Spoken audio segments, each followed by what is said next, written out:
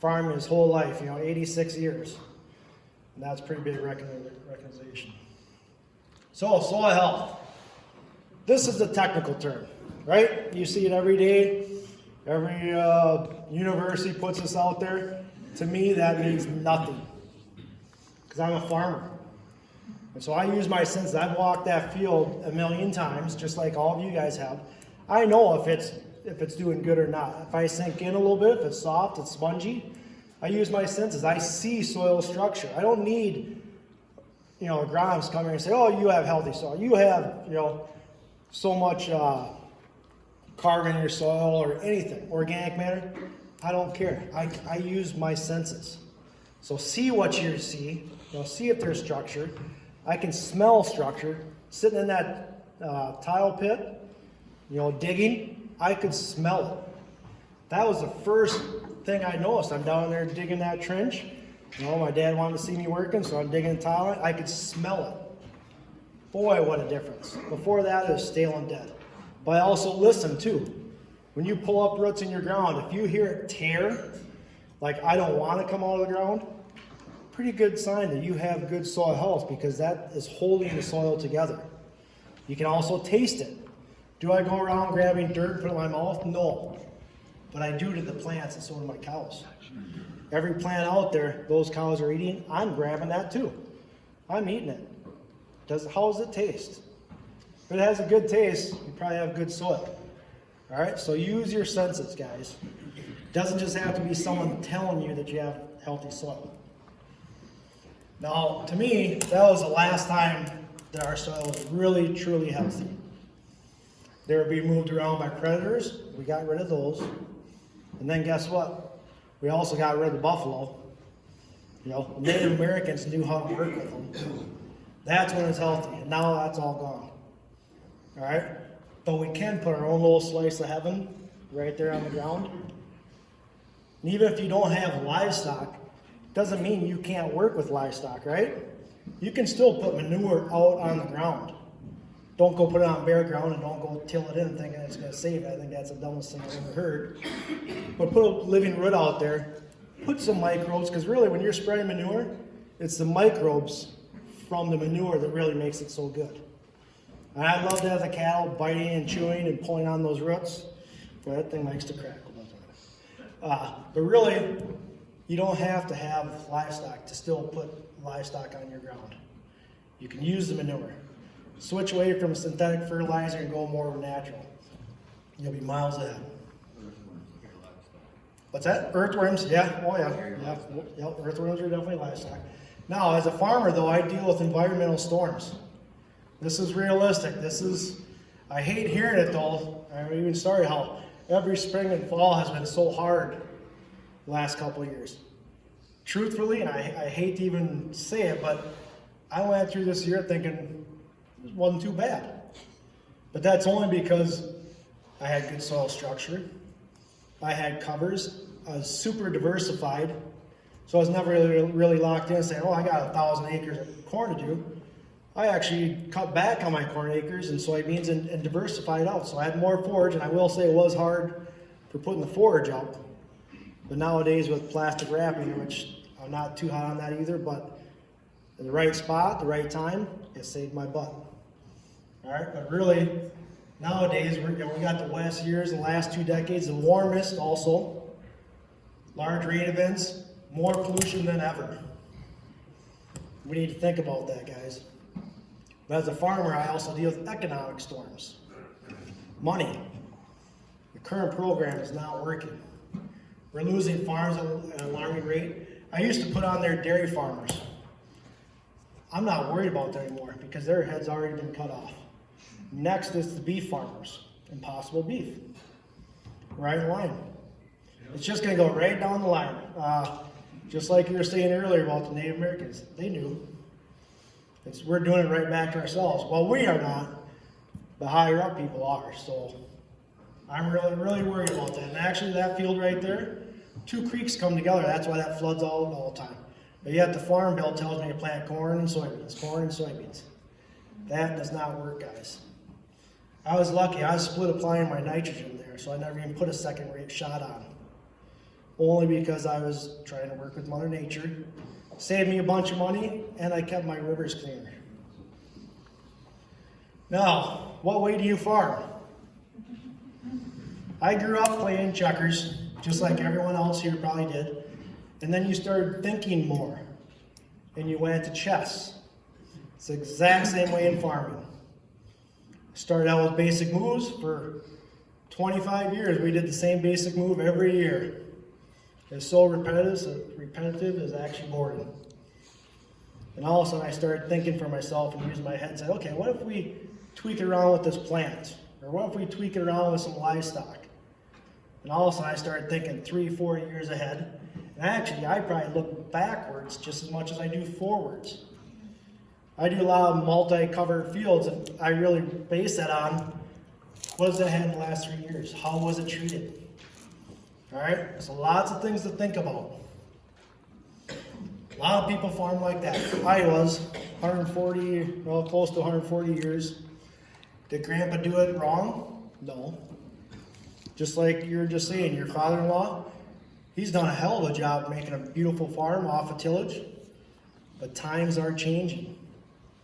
I'm sorry to say, in 10 years, and I don't even think it's going to be that long, regulations are coming along, and he probably won't get to them. All right, so, get those guys out to these events like this. But now this is my neighbor's field. Totally different than mine, thank God. And of course, Ray Archuleta says the soil is naked, hungry, thirsty, and running a fever. And it's drug addicted. Just like our communities, just like families. It's also shelterless. It doesn't even have a home. When I look at that, I see microbes in the ground. That's the livestock. You talk about worms, microbes, they have nothing there. There's absolutely zero there for them. And we did it. My great-grandpa did a hell of a job. Did it. My dad did it. But he did get to see a chance to see it turn around before he passed away. So, even though they've done it for many years, they can still move on, all right? Now this is the way I farm, and I absolutely love it. Who plants green here? Has it been one of the most enjoyable things you've ever done in farming? Scariest, Not scary, but enjoyable. There's only two things in my whole farming career, which is 30 years, about 30 years, is switching from feedlot feeders to cow-calf, because I got to see something born on the farm, and switching to covers and working with Mother Nature. So 2 times I've been the most excited. $5 corn, $7 corn, I sold some. I was dumb enough to hold on to the corn that long, but that's not what I remember. I remember the true events that changed me, and that was working with Mother Nature, with covers and Notill, and cow-calf. And of course, that's what I use for my tillage. And worms, right?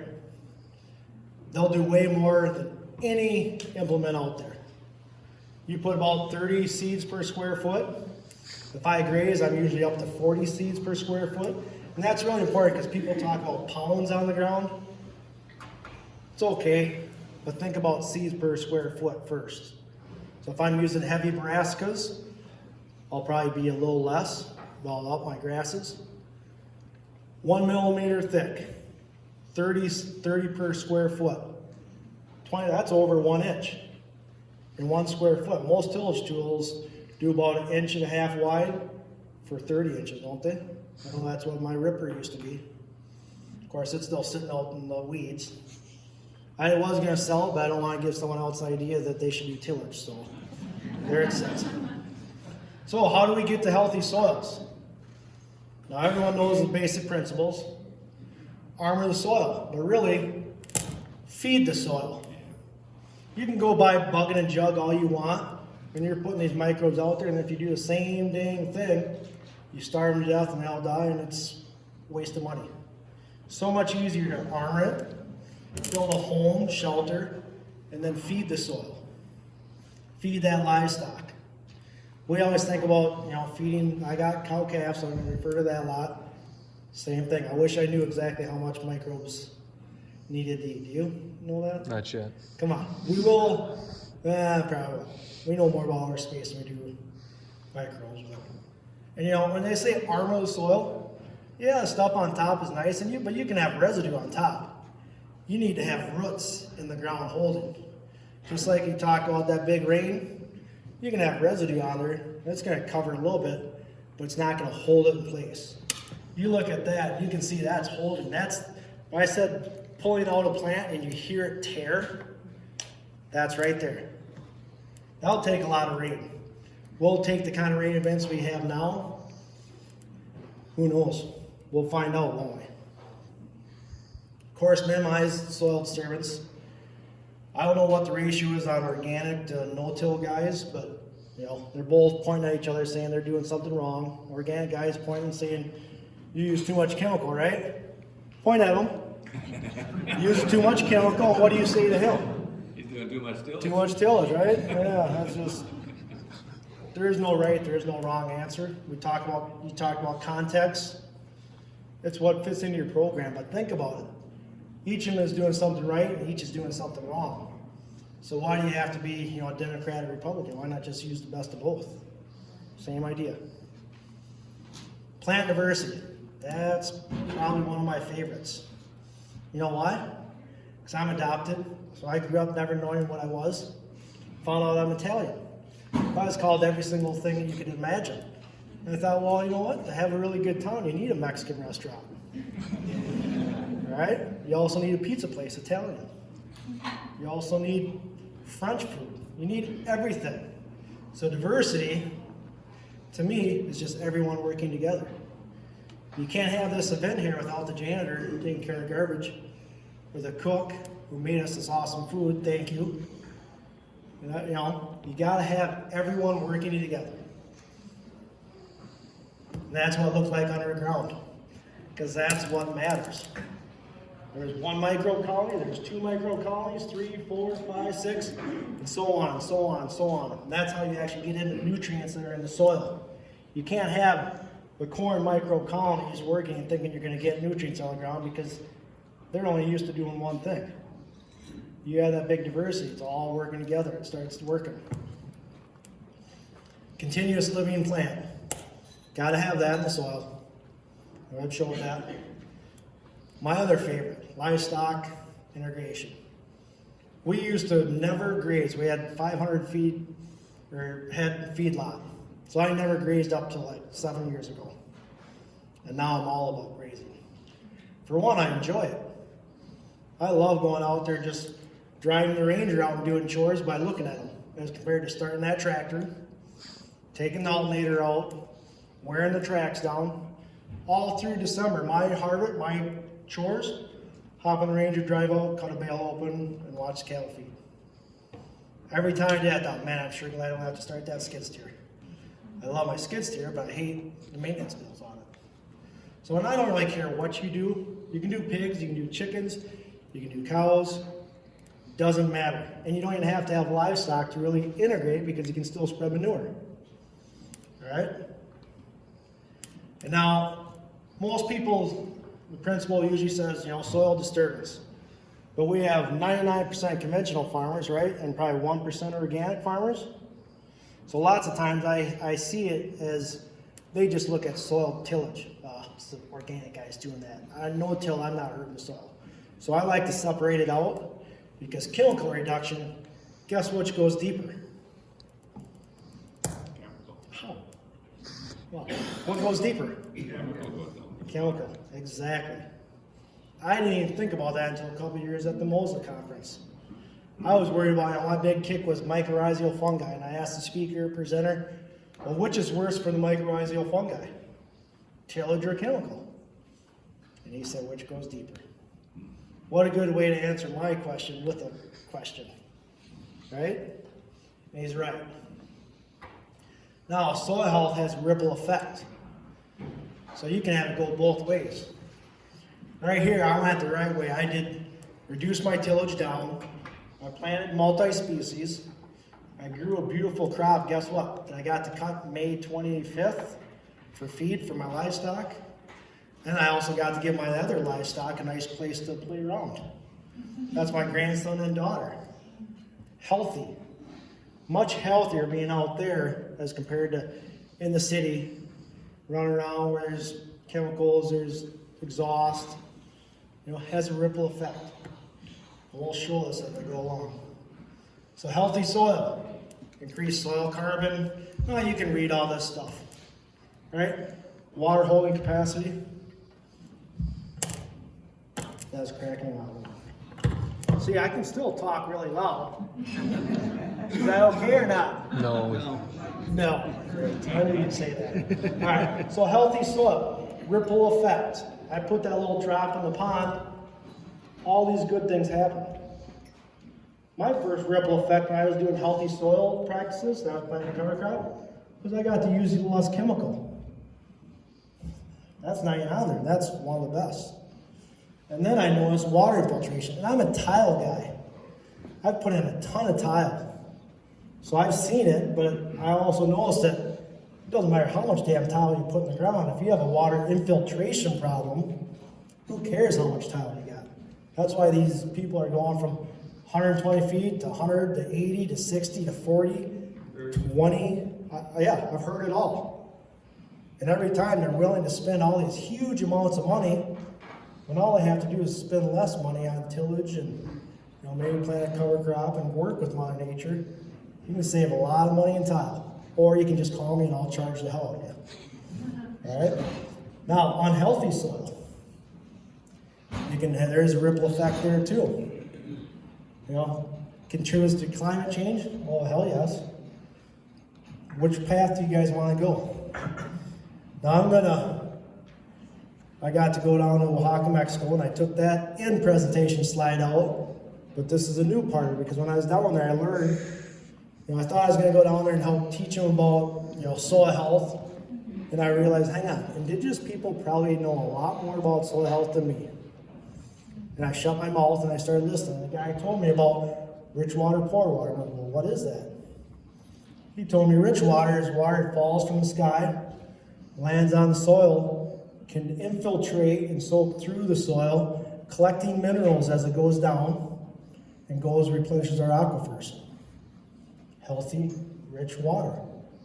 Poor water is the one that lands on your soil, can't infiltrate, takes your chemical, which is very easy to do, takes your best soil and fertilizer and runs it off down into the creek, into the river, into the Gulf. Now you just made poor water. You also made your pocketbook a lot poorer too. So think about rich water, poor water. Now, soil health's effect on the environment. Talked about it before, but that's my neighbor's field. He has lighter soil than me. He has more ponds in his field than me. So how do you get lighter soil but more ponds? Because he has a water infiltration problem, right guys? And to me, I see that, I think of Alan Savory, right? Mm-hmm. Desertification, that's how it starts. Right there, and it's right down the road from me. But then also we got that, you guys showed that, Don and Grant. I'm embarrassed to show that. But I also know the best way to conquer something is to look straight at it and say, holy, yeah, that's all I'll say. We should be embarrassed, ashamed, and we should be regulated if we're going to do that. I don't want regulations, but I can see why the 98% of the people out here, actually it's probably more than that, want regulations. Because those farmers down at the Gulf that actually go out and get their livestock in the sea, to me, they're farmers. They are farming fish. And we just created a dead zone that, I don't know if we'll ever fix. Of course, there's water, wind, fire, temperature, ripple effect, guys, right? Doing a bad thing affects everything else. But if you do good things, you can have a good effect. But you can even do it where you had some of the worst soil health events. That's Chernobyl. We thought there'd never be anything growing there. We didn't think wildlife would ever be there. Lo and behold, we got rid of the bad guys, us. And we let Mother Nature take back control. Look at what she did. If that's not a point that we are the problem and we need to do something, I don't know what is. Now, soil health's effect on the economy. Hey, we're making more money. We're bringing more money in. Well, technically we're bringing more money in and we're spending more money. So really, does this have a red?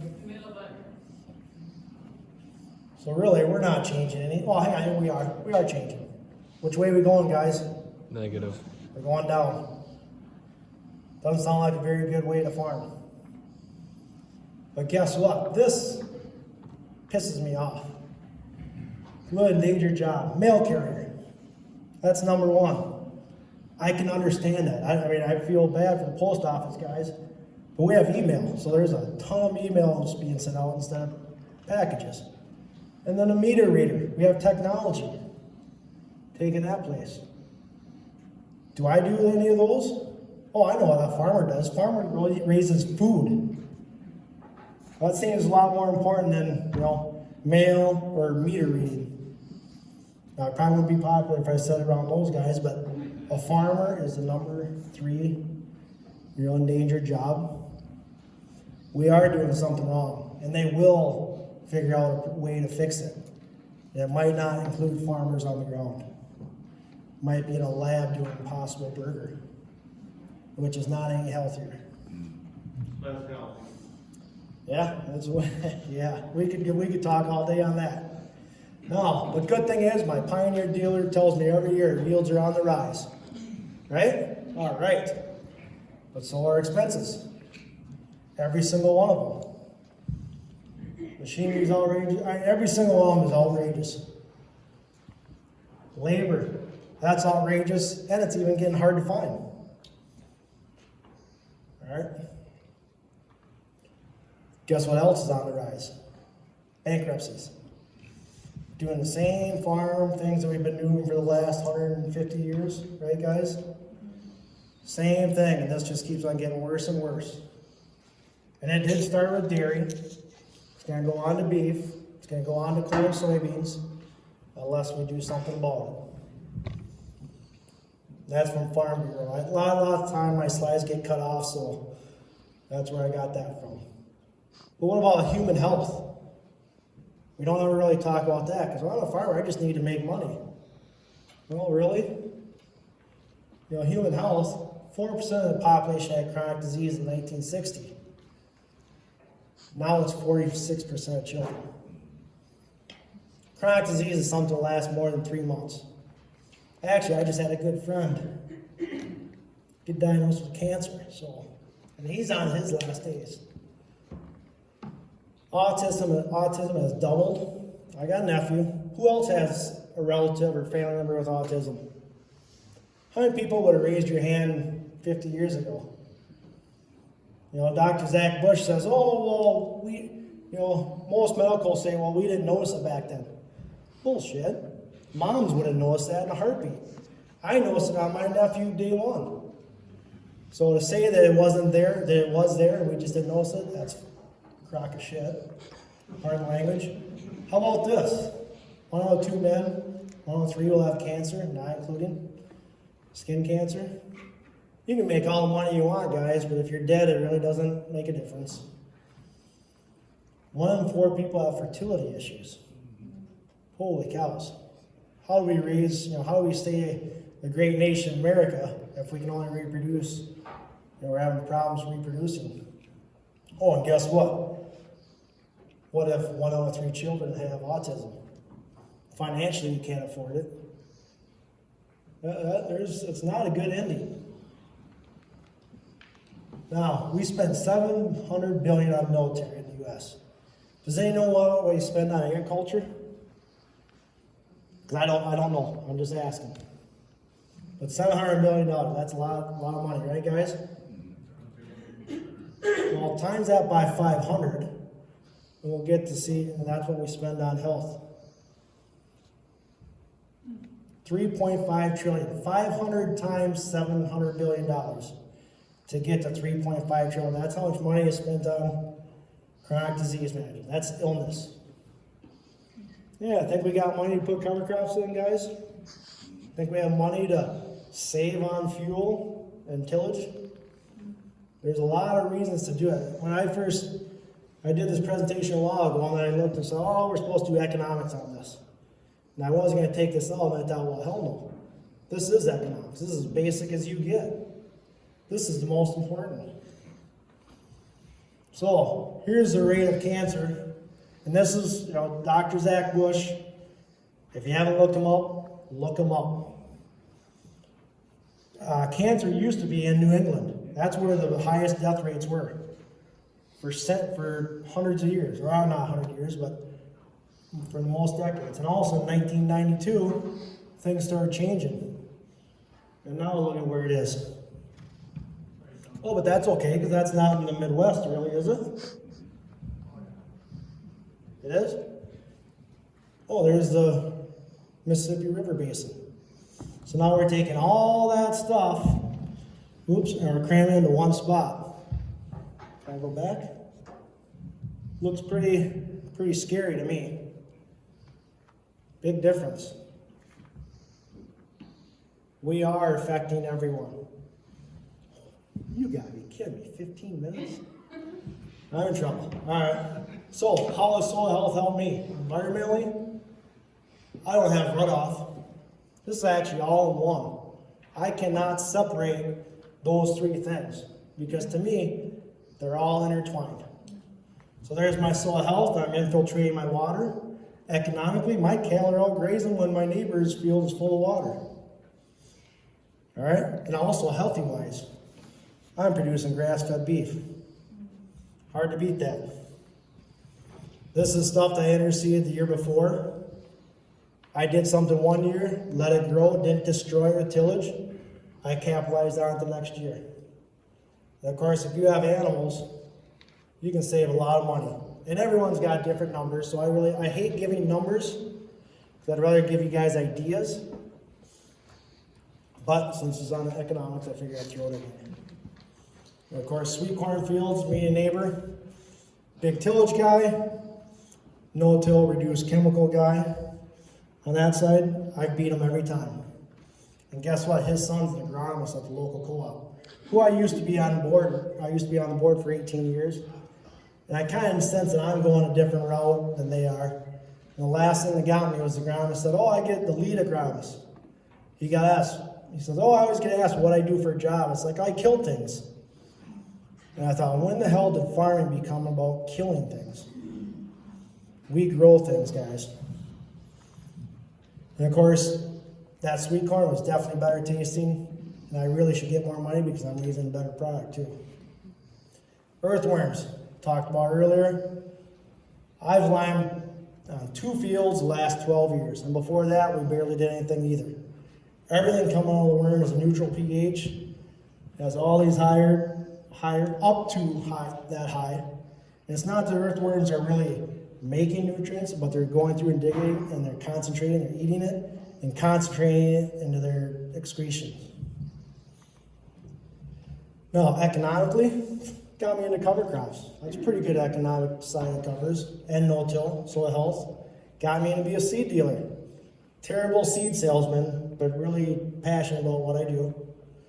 It's custom seeding opportunities. If you guys have a young son or daughter that want to come back to the farm, and all I ever hear is there's no spot for them, there's no money income, I'll tell you what, there's a ton of guys out there planting corn and custom or combine. Not a lot of guys doing custom seeding for cover crops. It's a good job to get into. And that's actually a field I was grazing, and I wanted to get something out for the next year because I'm thinking chest move, thinking ahead. I need to get more covers out there. Looks like there's a lot of covers there, doesn't it? Not in my mind. I'm thinking next year, the year after. Got me into grass-finished beef. Gave me a premium. Got me into hemp production. You know what? The current farming society causes inflammation in everything we produce. And that's where I come in on the hemp side. Hemp's number one thing is anti-inflammatory, anti-anxiety. All right?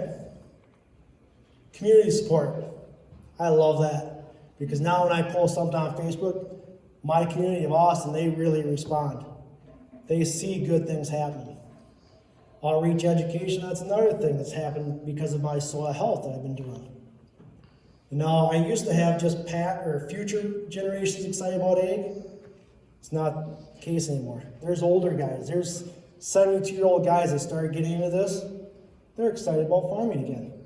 What a way to end your career, getting excited about farming instead of depressed. Now, in the end, I'm capturing more carbon, more water, and I'm running out of time. So, what does it take to be a leader, guys? Anyone know? What's that?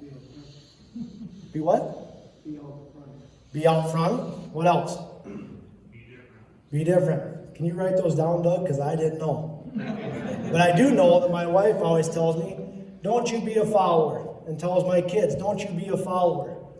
What are all these guys doing? Same thing everybody else is doing. They're following. They're following their dads, which wasn't the wrong thing to do. But times have changed. So you have to start making your own path, guys. So how do I help soil? I just told you what soil health does for me, but what do I do for soil health? I question everything. And I mean everything. Even if you're watching me right now, question everything I do because it's got to pertain to your farm. But anytime an agronomist tells me, that's what I really question. But I start with seeds. I use them because they're blueprint for life. And then I go to roots. Pretty good looking roots, aren't they? What's your favorite one on there? Coming from the right. Egyptian wheat, maybe? Which one's that? I'm guessing the fourth one to the left. Fourth one. So this one? Guess. Yeah, that's pretty good looking root, isn't it? I like them all, actually. Guess what that is? That's a buttonweed. Good job. But no, question everything. Question everything. When you have a weed, don't go ask an agronomist, well, how do we kill it? Ask yourself, why is that there? That has the best damn rid out of that whole bunch. It's there for a reason. Question everything, work with Mother Nature. Sorry for saying no. But no, plant covers, farmers are jack of all trades. We're veterinarians, we're engineers, we're everything. Same way with covers. I don't plant my covers all in one way. I plant it many different ways because tell you what, I'm dealing with Mother Nature, and I guarantee you she's gonna mess something up for me because we've been messing with her for too long. So I like to get roots in the ground. Springtime, frost seed. Myron, you're going to talk some more about that, right? He does a lot of that. I do too. I generally go out in my fields in the springtime and I grade each field. Does it get an A? Because if it is an A, guess what? I can reduce my chemical. If I go out there and I rate it, oh, that's a D, it's not a very good field, chances are I'm going to stop, probably have to use my chemical. All right? Take advantage when the covers are good. And when they're not, you might have to adjust a little bit. Early summer interseeding, I love that because that gives me variety. And then late summer, I'm diversified. I got canning crops, but you can also have small grains. So I get up to 31-way mix this year. And why do I have 31? It's not because I think it's going to be the coolest cover crop. It's because I know it's going to build the best microbe colony out there. And guess what? It really wasn't 31. It was probably more like 55 because I think I had about 10, 15, 20 different weeds out there too. Question everything. Why are they there? Maybe they're helping. So if you haven't planted anything, do what Johnny Appleseed does and just go spread it by hand. It doesn't matter. You just need to see this growing, as a plant instead of a corn or a soybean plant. Now interseeding, I just took 2 rotary hoes, put them together. I was not going to spend a lot of money on something I didn't know was going to work. And it did work. But the best thing about this is I have that soil armored, and now I'm feeding it. I know my soil health is going to keep moving. Typically, that's what I usually do. 18 pounds annual ryegrass, 4 pounds clover. People ask, am I really getting pounds of nitrogen out of that? No. But I'm waking up those microbe colonies. See how I keep on talking about microbes? They'll start making more nutrients available. That's the day after harvest. Smell like a really good salad. You ever heard that before, guys? I've heard a good steak, but not salad. There it is, right there. And actually, I was down in California. If you don't have livestock, there's a new thing with all these vegans, free-range vegans. I think you can get a lot of money on that. Those are some of the things I like to interseed. If you have livestock, get the kale in there. That just does a great job. That's one of the best rooting systems also. I really don't do much radish if I'm gonna graze, because if a cow walks by, kicks it, it busts that tuber, it's dead, you start releasing that nitrogen. So, but you always make sure you have multi-cover, so if something is decaying, something else is growing to pick it up. The organic world, right? Recycling nutrients, that's awesome. Of course, you can fly on. I've never flown on, so I'm not going to talk much about that. High clearance rig, this friend Andy Linder, he sold that 90-foot boom. This year, he ran it 2 years, sold it. Why? Ran over too many acres. No. Get more on. Bigger No, one. He went for a bigger one. 120 footer. Because, like I said, there are opportunities out there. How many acres, When I was Tom? young, he started with 2,000, went to 10,000 in 3 years. And tell you what I like about that is, guess what? I have livestock. Now I can raise soybeans too. My goal is to put a cow on every single acre so I get double income. That's pretty good numbers. You get your cash crop, and you turn around and you get to put cattle out there. What did they put in the I did cereal rye with kale and some rapeseed. That was on the corner of me. What time frame? September, 1st September. Yellow leaf drop for the soybeans. And yeah, I think he's gone anywhere from August 25th to September probably 20th. You can also drill, you can also vertical till. I know you don't want to do vertical till, but in context, remember? I was a tillage guy. When I first started planting covers, I had that Gandy box on my disc. But that's how I got started. So I don't really care how you guys do cover, just get them out there. Of course, then I went to strip till. You got anyone here on equip? Using equip money? Well, all right. When I did the equip program, I said, okay, I got 3 years to take this money and put it in the bank. And I mean the bank is the ground. So ramp that soil up, because my goal out there in those 3 years was no-till. And I'm no-tilling now, and I love it. Would I have gone straight from doing tillage to no-till? Probably not. Remember, the ground's addicted, and you need to build it up, you need to get it ready. That's what strip till looked like. Lots of less. You guys heard this last year, but less what, guys? Fertilizer. Less fertilizer. Yep, you're right. I reduced fertilizer. What else? Less herbicide. Less herbicide. What else? Less soil loss. Less fuel, less soil loss. And that goes from wind, water, and tillage erosion. What else? Less water loss. Less water loss. Yeah, absolutely. Less time. Less time, less machinery, less labor cost. What else? Less temperature swings. Because when you plant that corn in the ground and you got temperatures going up high and down low, that's not a good spot to be. I keep it even with the covers. I think probably the most important though is how about less bad press from city people? Less regulations coming down the line. That's what it looks like now when I plant. And soybeans, you know, the ground's armored.